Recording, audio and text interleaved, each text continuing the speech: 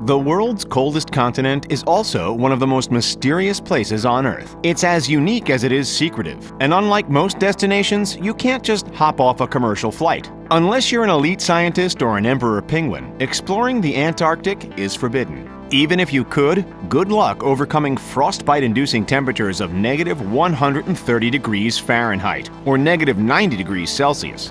But why is it restricted? And where did these rules come from? Grab your mittens and let's find out. Before the mid-1900s, we knew almost nothing about Antarctica. Then, an American Navy explorer by the name of Admiral Richard Byrd Jr. changed everything. Oh, and before you go asking Santa for presents, the Antarctic is actually at the South Pole. Antarctica equals south, Arctic equals north. Comprende? Anyway, what was Byrd's deal? Aside from enormous expanses of ice, endemic wildlife, and wintry conditions he'd never before seen, what else exactly did he find? While it's still shrouded in mystery, many think that Byrd came across an underground civilization called Agartha. Here, check it out. In 1957 and 58, a bunch of countries came together and were like, you know what, we love what this new research is showing and we need to protect Antarctica. So, the Antarctica Treaty was created. What does that mean exactly? Well, it means that smarty-pants scientists in lab coats can venture into the icy abyss for research purposes. For the rest of us, there are exceptions, of course.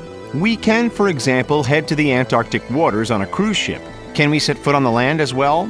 Technically, yes. There are a few landing spots along the peninsula, but compared to the entire continent's mass, it isn't even a sliver. The treaty also stated that no single nation could own Antarctica. It's divided up into partial ownership for these 7 countries. Here, check it out.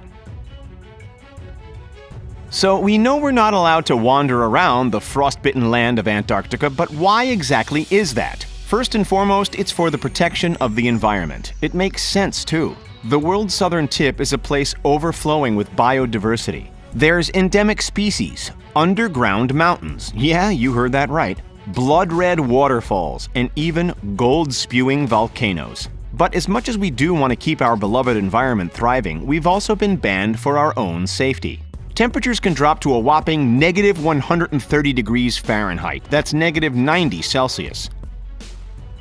For most of us, protecting the environment and ourselves is the whole story. However, for a select few, it's believed that there's some rather shady stuff going on behind that ice wall. As you can see, it's completely visible on Google Maps satellite view, so if something shady was going on, it must be rather well hidden. Perhaps this giant alien face-like structure could be a sign of the unknown?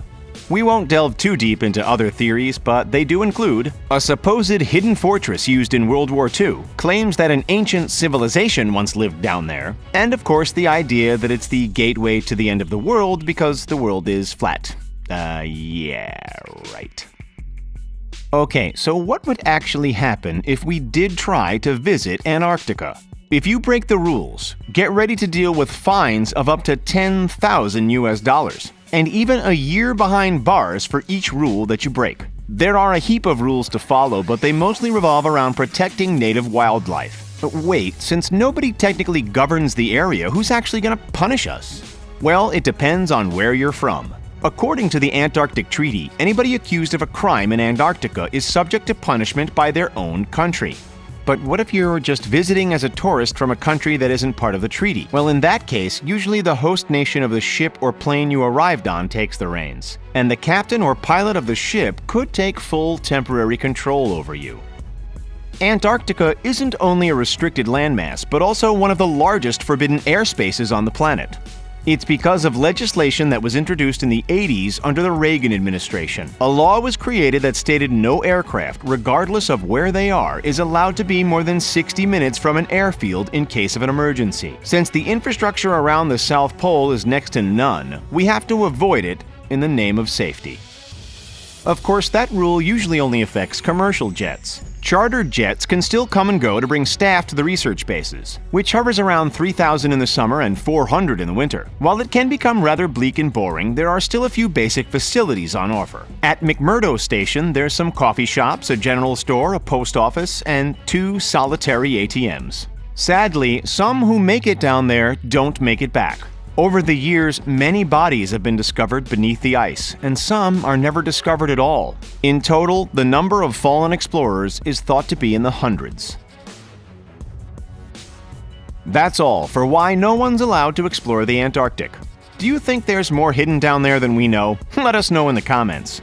Make sure to like this video, subscribe to The Richest, and join our notification squad. Thanks for watching, and we'll see you next time.